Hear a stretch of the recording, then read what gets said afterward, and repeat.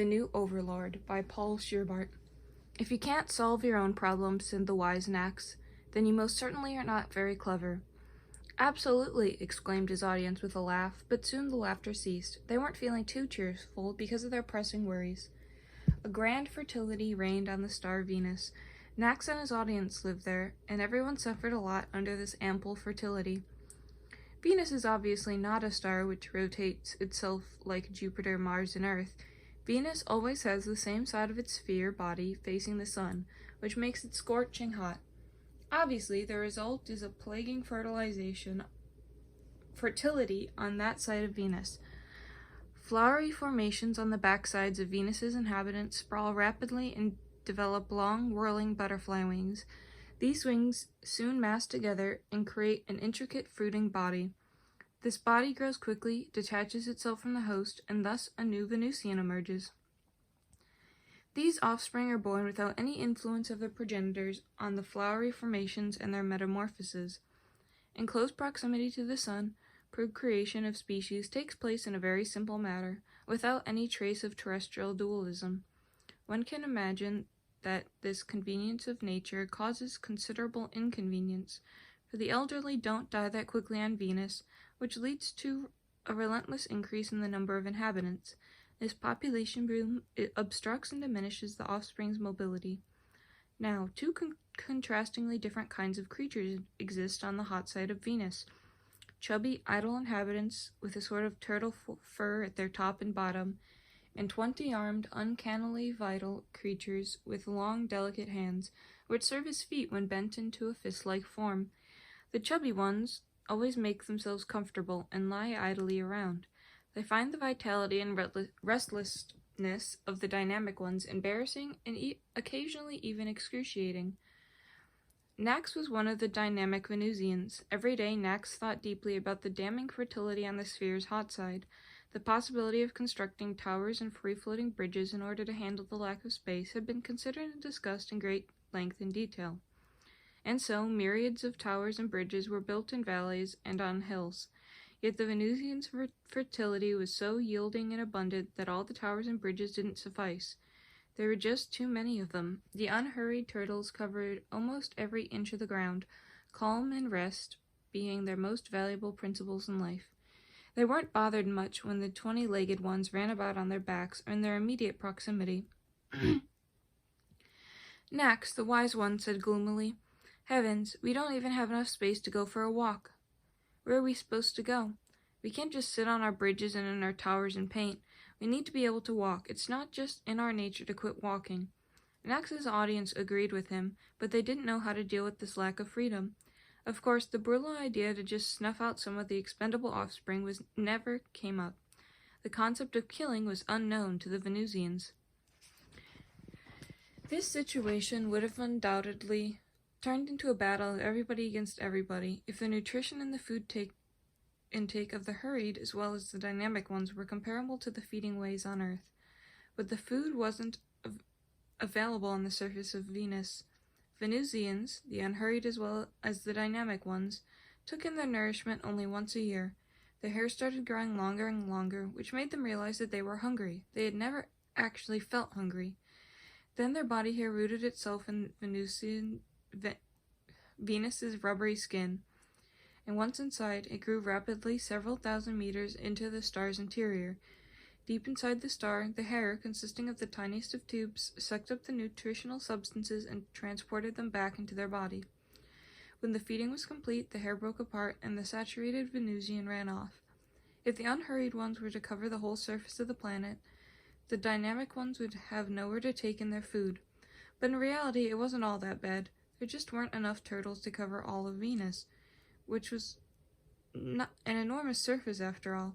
There was no room for walking and running around on the hemisphere, but it was sufficient for nutritional purposes.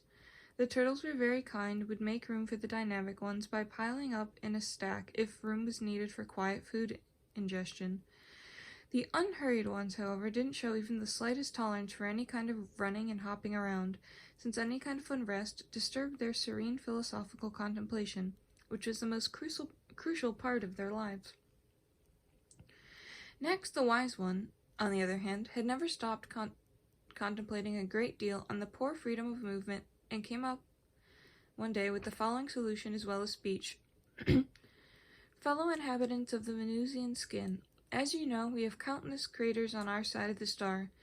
Very hot air puffs out of them from time to time, rising up with tremendous speed into the heavens, only to cool down when it comes in contact with the cold ether. Couldn't we use this hot, very light crater air as a balloon carrier? And couldn't we then create on top of these balloons the freedom of movement we need? What do you think? That's it. Let's do just that. We will cut the balloon hulls from our star's interior, which splendidly suits our purposes. The audience found Nax's suggestion so appealing that they even forgot to thank him for it. All the 20-handed ones got to work immediately, and the turtles gladly made way when they heard about the plan. They also helped with cutting the Venusian skin.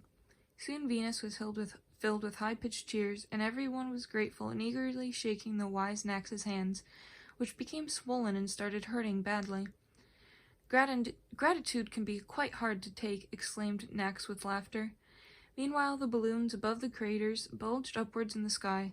The dynamic ones who were attached to the balloons climbed the ropes up and down with ease. Many balloons, however, got so high and firm that their surface became very slippery, which made it hard to move around. Nax, the wise one, explained, Fellow inhabitants of Venus, do produce new balloons quickly and make holes in the old tight ones. Then the main balloon will form small sub-balloons in many different places, and the terrain which we need for us to walk on will have a roughened structure again. Nax had to elaborate on his plan more than once, and slowly the fellow Venusians began to understand and did what he asked them to. Soon the joyfulness on the balloons grew even bigger, and Nax was being celebrated as everybody's savior and redeemer.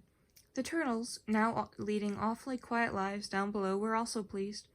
Unfortunately, the turtles' joy didn't last very long, for they soon realized that the huge crater balloons, which grew bigger and bigger every day due to the sub-balloons they produced, were blocking their view of the big sun, so that the turtles had to lie in the shade. They summoned the wise Nax and explained to him the unbearable deprivation of light. We aren't familiar with such abundance of shade, said the turtles. After all, it is our nature that we require sunlight at all times for a philosophical contemplation. We don't know how to deal with darkness. This is something we haven't yet experienced in our side of Venus before. That's why we need you, Nax, to crack all our nocturnal problem. Otherwise we will perish, and you don't want that to happen, do you? Nox ran his 20 hands through his 7 ears and exclaimed with a moan, How am I supposed to do that? Tell me how. I don't know. I just don't know. He ran into a cave and thought hard about the problem, then came up with the idea that one could tie up all the balloons on the crater's edge and let them rise into the sky. By using longer cords connection with the ground could be made easily, even if the balloons were to rise several miles high. And that is what happened. Soon the balloons were hovering miles above the ground, while at the same time new balloons were forming, populated by many of the dynamic ones. There was a large number of balloons in the Venusian skies now, taking on all possible forms. And the turtleish inhabitants on Venus's surface took pleasure in the busy liveliness of their atmosphere, as did the 20 armed ones, who never fell down, of course, because they were such good climbers. Now all the shadows are gone, said the chubby idle ones, and the restless minds, too. And Nax let everyone worship him as their savior, while residing on the top of the biggest balloon, from which no less than 200 club-shaped sub-balloons had grown. And the gigantic sun with its protuberances tanned the wise Nax's cheeks and hands completely brown. That's how fierce it was burning high up in the sky. Fortunately, the great heat doesn't do any harm to the Venusians. If you happen to live close to a sun, you are used to the greatest of heat. All Venusian bodies are constructed in such a way that it simply can't get too hot for them.